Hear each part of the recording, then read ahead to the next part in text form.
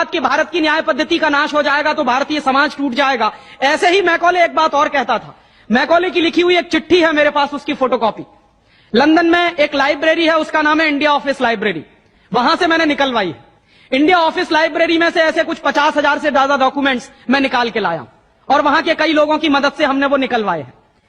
तो उनमें एक चिट्ठी है मैकॉले की, वो उसके अपने पिताजी को उसने लिखी है।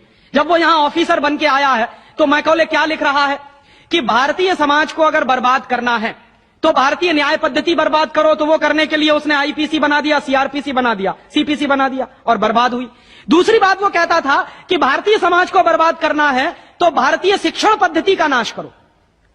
तो मैकॉले कहा करता था कि जो भारतीय शिक्षण पद्धति है, वो खुद मानता था इस बात को, यह दुनिया की सबसे ज्यादा विकसित और सबसे अच्छी पद्धति।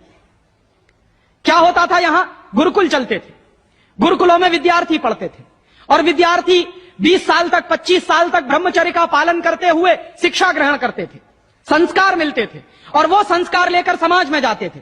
उन्हीं संस्कारों से संस्कृति बनती थी और वही संस्कृति भारतीय संस्कृति कहलाती थी। ऋषि थे, मुनि थे, बड़े बड़े ज्ञानी थे, महात्मा थे, वो गुरुकुलों को चलाया करते थे और सारे के सारे गुरुकुल जो चला करते थे उनमें वेदों का अध्ययन, पुराणों का अध्ययन, उपनिषदों का अध्ययन, जो भारतीय ज्ञान है, जो भारतीय मनीषा है, उन्हीं सबका अध्ययन संस्कृत के माध्यम से कराया जाता था। मैकॉले ने क्या किया कि गुरुकुलों का नाश अगर करना है तो उसने एक कानून बनाया। क्या कानून बनाया? संस्कृत में जितने विद्यालय इस देश में चलते थे हिंदुस्तान में अंग्रेजों के जमाने में, उन सबको उसने इल्लीगल घोषित किया, गैर कानूनी। और उसने प्रतिबंध लगा दिया कि संस्कृत भाषा के माध्यम से कोई भी गुरुकुल चलेगा उसको अंग्रेजी सरकार मान्यता नहीं देगी। तो मान्यता किसको देगी? अंग्रेजी के माध्यम से जो कॉन्वेंट स्कूल चलेंगे उनको अंग्रेजी सरकार मान्यता देगी। और उसके लिए बाकायदा उसने कानून बनाया। उस कानून का नाम है इंडियन एजुकेशन एक्ट। और यह इंडियन एजुकेशन एक्ट लागू हुआ 1858 में, आज से लगभग 140 साल पहले। तो 140 साल पहले जो कानून लागू हुआ था अंग्रेजों के जमाने में, वही कानून आज भी चल रहा है।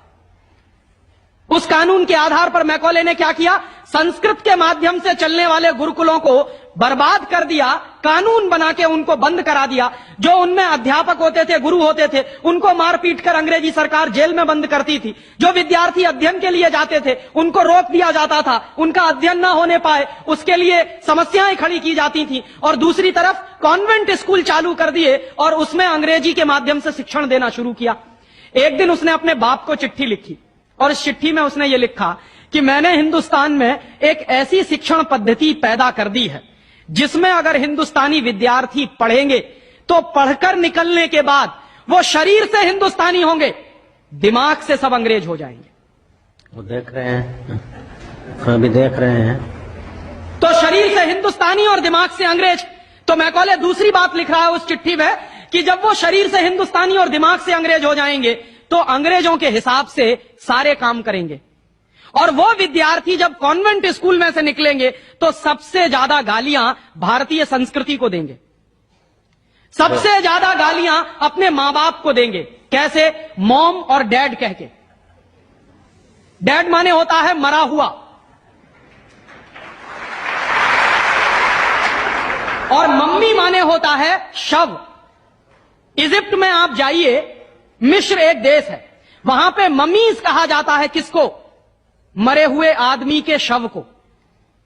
तो हमारी मां हो गई मम्मी, मम्मी, और पिताजी हो गए डैड। आया कहां से ये? मैकॉले ने डाल दिया हमारे दिमाग में। और मैं ये कहता हूं कि मैकॉले तो मर गया, उसका बाप भी मर गया, सब मर गए, भगवान उनकी आत्मा को शांति दे, लेकिन उसकी जो आत्मा है वो हम सब में प्रवेश कर गई है।